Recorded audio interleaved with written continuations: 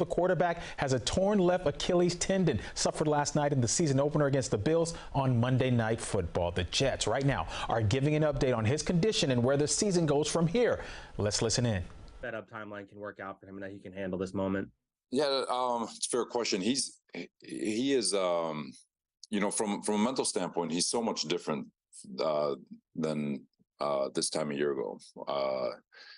He's in a great frame of mind. He's loving the game of football. He's loving the process that he's going through. He's got a lot of confidence. All the little things that we saw in college that he was struggling with a year ago are not the same struggles he was having that he had. He's fixed a lot of things. And so we're very excited about him. Obviously, he will acknowledge he still has a lot of things to learn and grow, and we're excited to be able to do that with him. I think he's been able to rebuild rapport with his teammates, and just the overall, just the way he's kind of handled himself has been fantastic. But everything about him is just so much different than a year ago. So we're, like I said, is it happening faster than I think anyone expected, obviously, under the circumstances, but he's somebody that's made a drastic improvement from a year ago. Robert, you just mentioned he's rebuilt the rapport with his teammates. Obviously, that was an issue last year after the New England game. How have you seen him do that this offseason, I guess, training? Let me fix that word rapport. It's more confidence. I should say confidence in terms of just his ability to from the process and the practice habits. Not that they were bad. It's just there's a confidence. Like, teammates want to see each other make plays and have confidence that you can do your job to the best of your ability. And I think just over the course of OTAs and training camp, Zach has had a lot of success.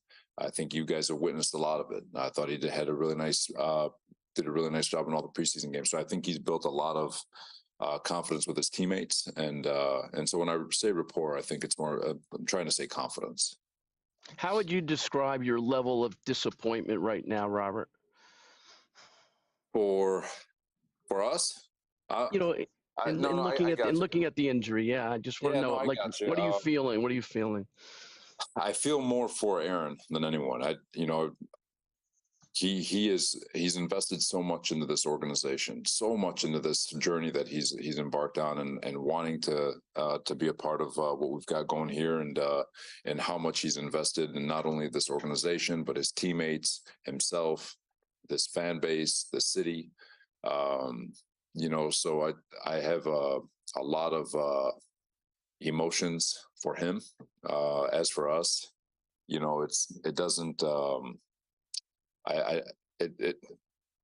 it's really all about him. It is. I don't look at it like a woe is me here for the organization. I think guys are excited about being able to step up and continue the things that we've been building, but a lot of hurt for Aaron.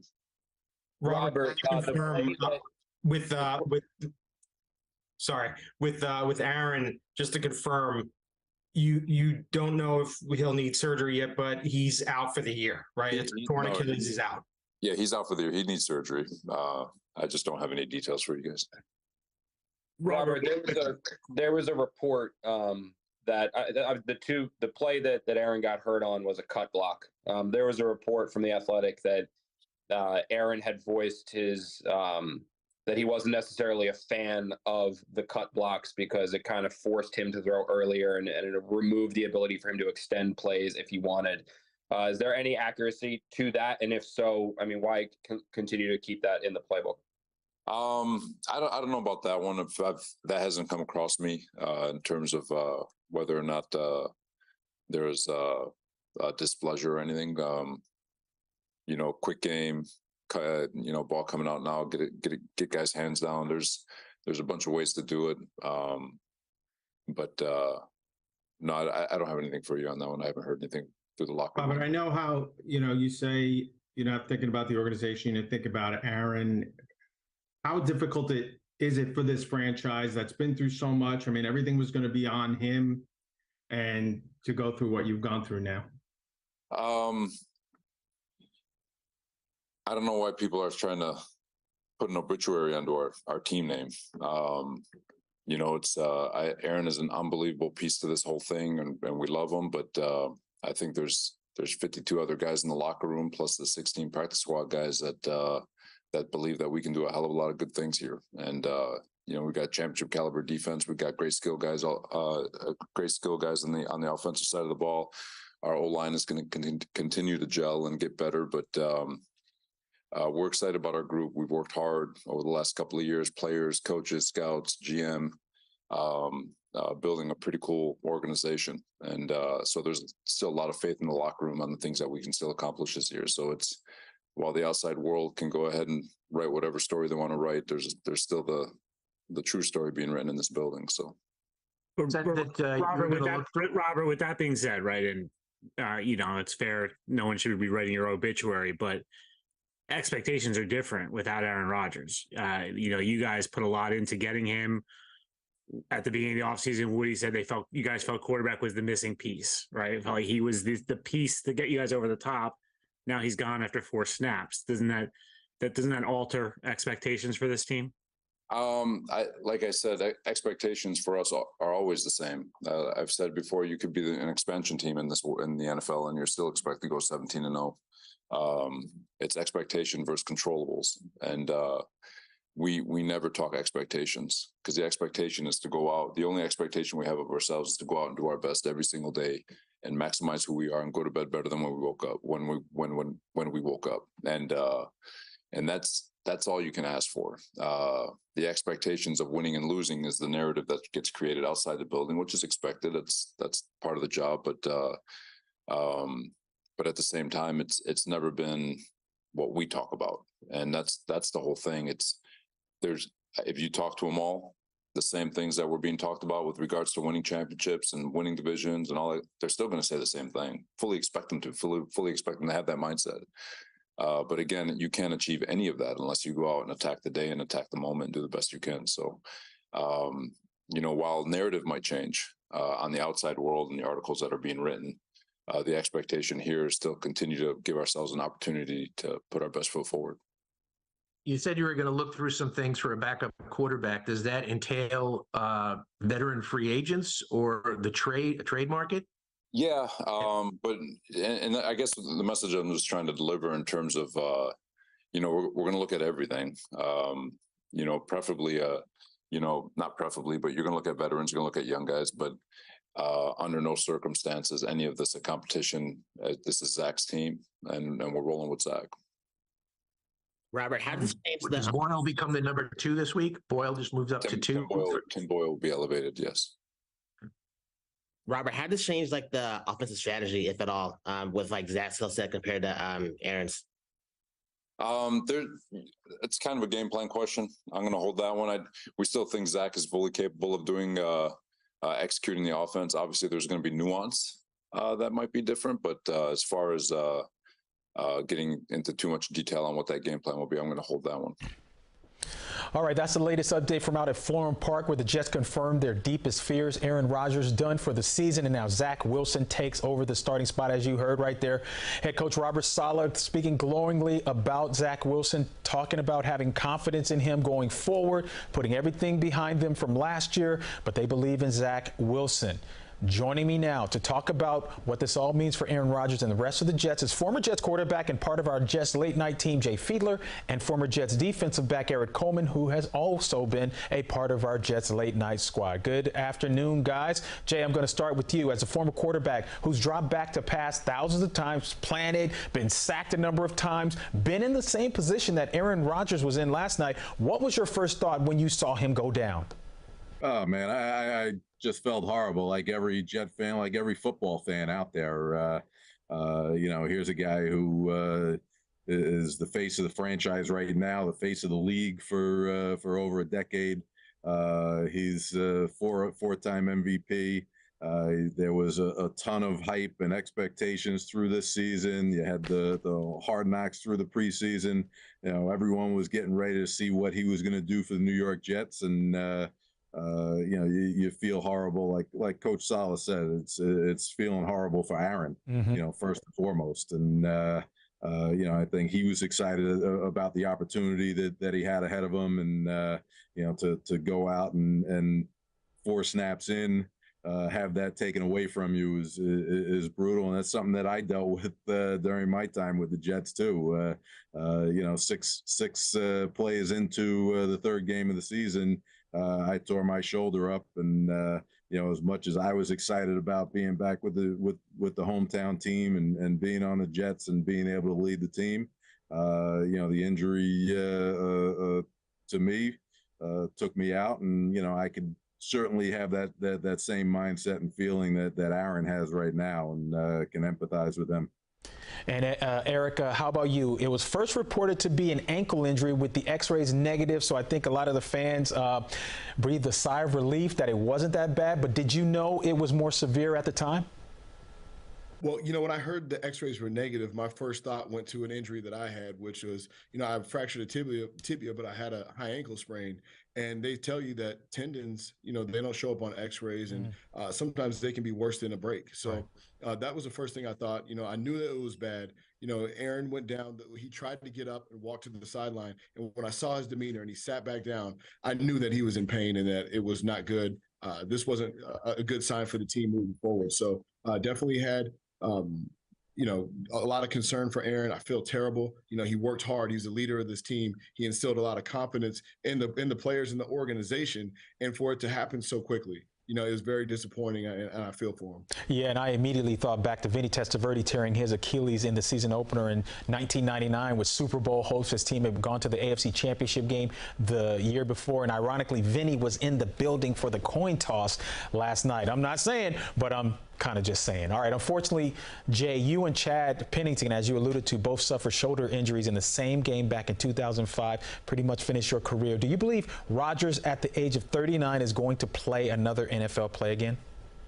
That's the big question going forward, and I really don't have the answer for that. And the issue is an Achilles rehab is a long process, so there's going to be a lot of things that are going through Aaron's head from start to finish. Hopefully he could keep his mindset in a good frame of mind and continue as the rehab goes. But now you're looking at almost a year of rehab for an Achilles injury, and there's a lot of thoughts that get into your mind when you're 38, 39 years old, and you come to you've had the career that he had. I think he had a lot of high hopes here in New York, and hopefully that stays with him and stays in his mindset throughout. So when he gets to the end of the road of this rehab, he still feels like he has some left. Yeah, I got to admit, seeing some of these images right now, like Aaron coming out with the flag last night and him in an actual Jets uniform, it doesn't seem real that he would come here in the first place. I think a lot of Jet fans were kind of pinching themselves because here's this 4-time MVP, Super Bowl champion, one of the best quarterbacks ever, that decided this was a team that he wanted to come to. He didn't want to play with the Packers anymore, and this was the only team. Now, Eric, this team has such high hopes for the season. The defense, which was top 4 last season, was even talking about taking the ball away more to give it back to Aaron Rodgers for more scoring opportunities on the offensive side. Do they have more pressure on them on the defensive side without the 4-time MVP at quarterback? Yeah, there's definitely more pressure on the defense now that you don't have Aaron Rodgers at quarterback. Immediately when Aaron Rodgers signed with the Jets, my first thought was this helps the defense. They're able to get rest. You have a quarterback who's able to go out there and sustain drives. He's able to put points on the board. And that gives the defense the luxury of, 1, getting some rest, and 2, playing from a lead. It's a completely different game when you play from behind versus playing from ahead. When you're ahead, when you put points on the board, now your defensive line can really pin their ears back. Your defensive back, they can start jumping routes. You can start dictating to the offense what you do and be more effective defensively. Now it changes a little bit because there's a little more pressure on the Jets. They have to make sure that they keep the game low scoring. They have to make sure that they don't make mistakes. They have to play a different brand of football, but You saw that last year, and they did a great job, and they were number 4 in the league. So, this defense is great. The sky's the limit for this team. They can still get the takeaways. They can still put Zach Wilson and this offense in a great position. But they're just going to have to continue to band together. And as a defensive player, just play at your best at all times. Speaking back to about this defense from last season, there was that stretch where they could not get turnovers. I felt like they wore down. They were on the field an awful lot. Before they could even take a sip of Gatorade, they were back on the field most of the time. So I felt like that they had a lot of pressure last year, and it's going to be intense. It's going to be up a little bit more this year. Now, Jay, does this take the pressure off Robert Saleh now that the expectations are a little lowered because Rodgers is not the quarterback? I know we heard during that press conference him saying, giving Zach Wilson a vote of confidence and believing, like, why are people putting an obituary by our name? But does this take a little bit of pressure off him because the guy who was supposed to lead them to the promised land is not here? Well, possibly from the outside looking in, but I love what Coach Saleh talked about in that presser, and I think he's got a great mindset for moving forward. Next man up. Right now, Aaron's down. Zach, you got to go in and do everything that we ask this offense to do, and we have confidence in you. And expressing that confidence through the press conference, and I'm sure through the meetings and practices is going to have a big effect on how his teammates see him and how, he holds confidence in himself to go out and do the job. Certainly you don't want, if you're Zach Wilson, you don't want to have a coach that's woe is me, our guy's out, and, we got to play with Zach. Yeah. Coach Saleh was saying all the right things, and, I think he's a great motivator and a great communicator of what he wants his team to be in the right frame of mind. Now, listening to Sports Talk Radio today, there was a lot of talk about if the Jets dabble in trying to get a quarterback to come in and start over him, it may do something to his confidence. I think he's a grown man right now. I think he's a professional, and whatever happens. The Jets are going to probably make the best decision that they can as far as the team goes. Now, Eric, Zach Wilson, as we know, has had his ups and downs in his short career, from getting benched last season to his teammates wearing his backup Mike White T-shirts on a road trip. He is the guy now. Is it more of the next man up mentality for his teammates, or has he really earned their trust again? Well, I believe Zach has definitely earned a lot of trust in OTAs, in training camp. You can see that he was out there practicing with a lot of confidence. His teammates were behind him. And I think having a guy like Aaron Rodgers next to him, teaching him the ways, it definitely helped him learn a lot about the game, but it also took a lot of the pressure off of Zach's shoulders. So now I think he's in a much better position than he was last year. It's tough. You come in as a rookie out of BYU. You have a small media. You come into New York City, the big city of dreams, with all the expectations that come with playing in New York, and you're given the keys to a franchise. It's a lot of expectations, a lot of pressure on a young quarterback. I think that Zach was able to take a step back, even though it was only for an offseason and 4 plays. I think it still helped him mature quite a bit, and hopefully you start to see that progress from his play. And it came out during the preseason that he actually emulated Aaron Rodgers when he was starting out playing football at quarterback. And now to have Aaron Rodgers in training camp with him had to be quite an eye-opener and quite one of those pinch me moments for Zach Wilson. How much will he lean on Aaron Rodgers going forward, Jay? Because by all accounts in training camp, preseason, regular season, they said that he had a great impact on Zach Wilson. Yeah, well, certainly. I think the biggest area that Aaron's going to have an impact on Zach is from a maturity standpoint, and I think that was really where you wanted to see Zach take the next step up. From a physical standpoint, Zach can make all the throws. He was drafted number 2 overall for a reason. He could play quarterback very well. His issues last year was the maturity in the locker room, saying the wrong things in press conferences, getting on the bad side of your teammates with the way you reacted to adversity. Mm-hmm. And I think just watching the way Aaron holds himself up and the confidence that he exudes in himself on a day-to-day basis, and then the leadership skills that it takes to go out and lift your teammates up, rely on your teammates, and always have their back. That's the big step forward that Zach had to take. All right, Eric, offensively with Rodgers and with that elite defense, the expectations were sky high. Not exactly Super Bowl or bust, but definitely division contention and playoffs. As presently constituted, what are the expectations for the Jets now in a tough AFC East and AFC overall? Well, I don't think the expectations change for this team. Yes, from an outside perspective, everyone has them as Super Bowl candidates. They should be in the Super Bowl, but it all starts with winning home games, winning your division, and I think that does not change for this Jets team. They have all the playmakers on offense, as you heard Coach Saleh allude to. Breece Hall came in, he averaged 12 yards a carry on his first game back from coming back from an ACL injury. Garrett Wilson with the fantastic catch in the red zone.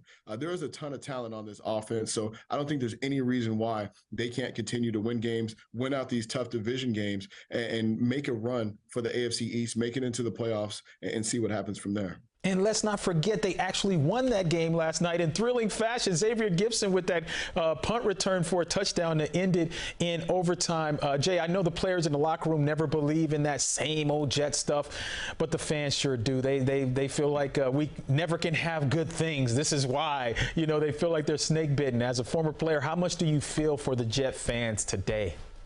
Yeah, well, look, I grew up in Long Island. I grew up a Jet fan, so I know through the 80s, 90s, before I got in the league and started playing on other teams, what it was like to be a Jets fan, through the late 70s and 80s. And then certainly, seeing it since my retirement and being back in New York and, the struggles that they've gone through, even more recently. So certainly, Jets fans have been, have such high hopes, had such high hopes, through this season.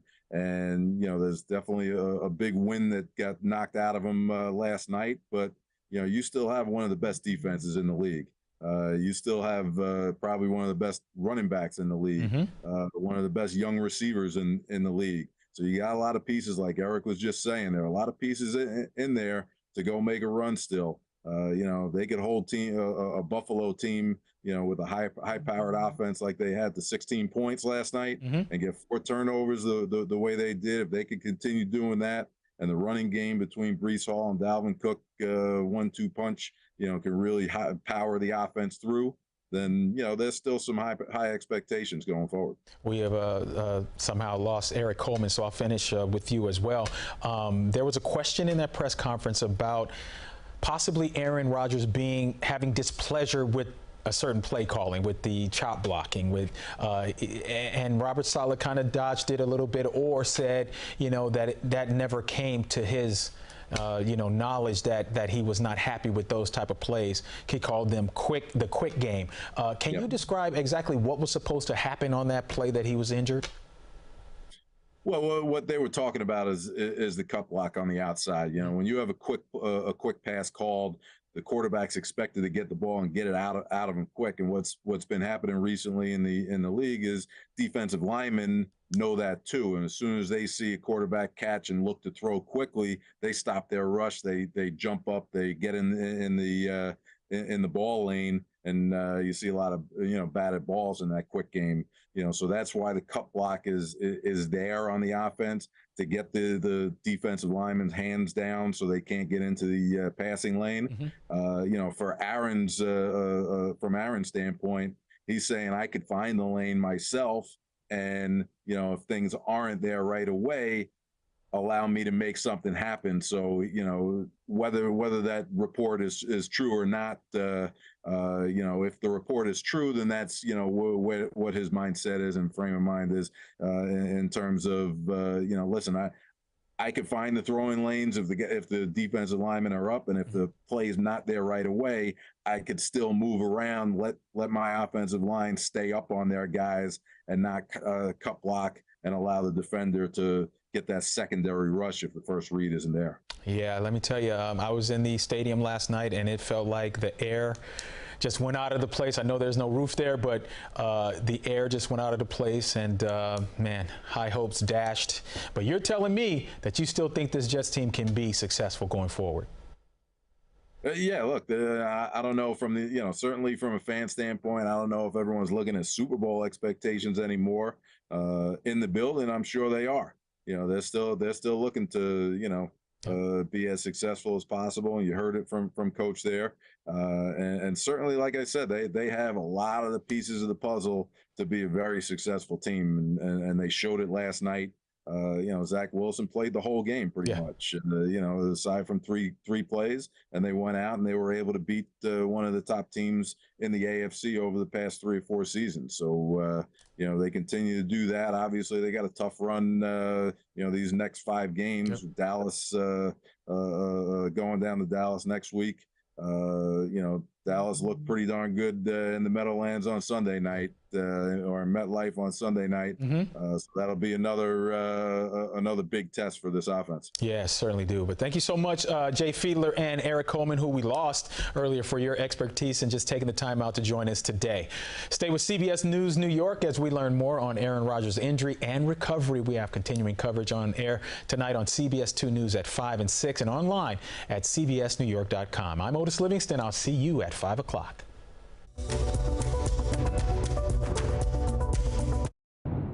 What a blessing. We're in better shape today. We're getting a bit of a break. Not as humid. I mean, it's still warm for September, but definitely better shape for what's going on. Stray shower, that's it. And it doesn't stick around. Might even serve up a rainbow. Now, nothing too pretty about your